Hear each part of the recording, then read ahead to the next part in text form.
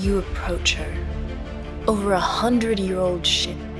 She's roamed the boundaryless oceans, trained women sailors before their day, and now, her wooden arms open wide, embracing you into her epic poetry. There's a flurry of feathers and scents, of people you barely know, hugging farewell to the familiar, surrendering their time to the great unknown. And amidst this flurry of takeoff, you wonder if you've made the right choice. At first, you and your landlubber legs stumble across the newness. Knots slip in your fingers. Fruit tastes foreign, your back aches with the strain of steadying your exhausted frame on these raging, rolling waves. But then, in those sleepless nights, you hear laughter on deck. In a bite of breakfast, you taste the seasoned care.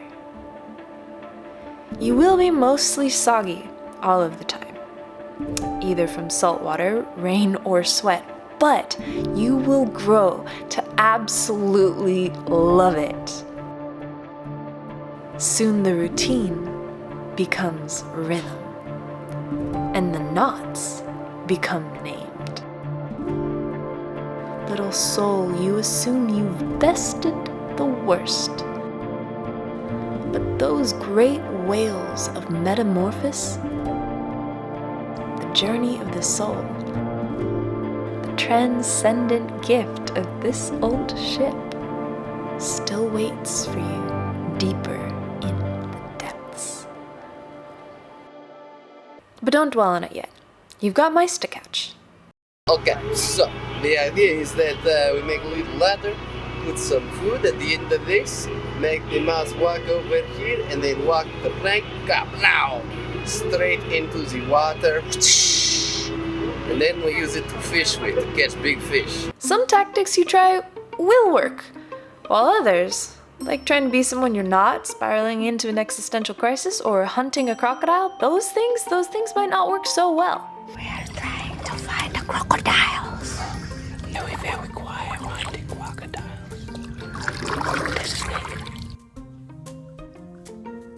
In the muck of try again, you'll find the joy of those around you infectious, and the magic made balm to your spirit.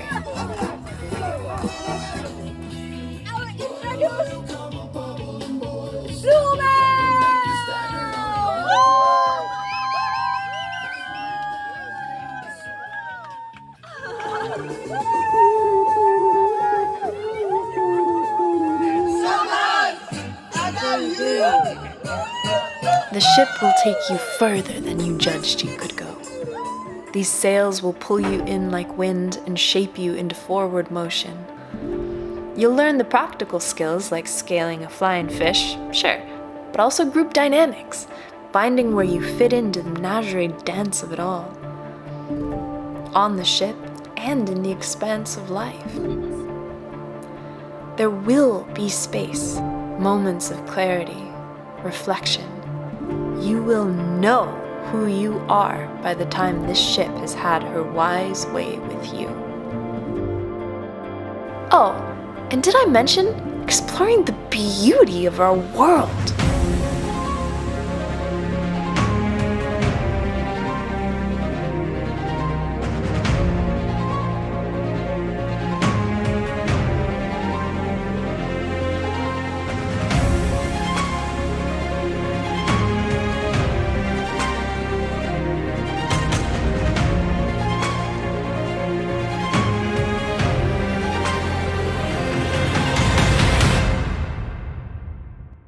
The best part is the creatures that live beneath the waves.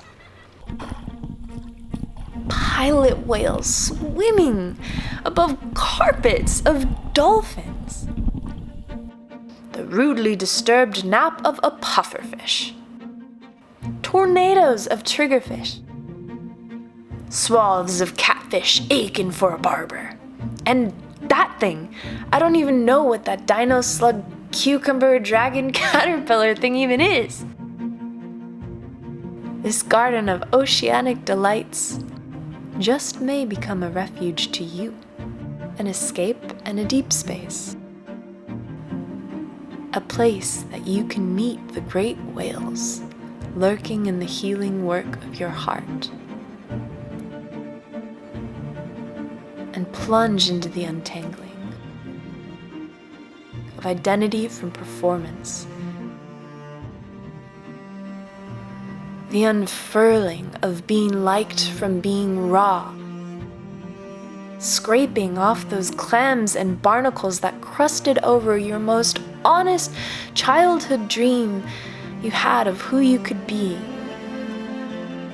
Wash. Let the salt water wash it off. Let all of that fall here, slowly swaying to the sea floor.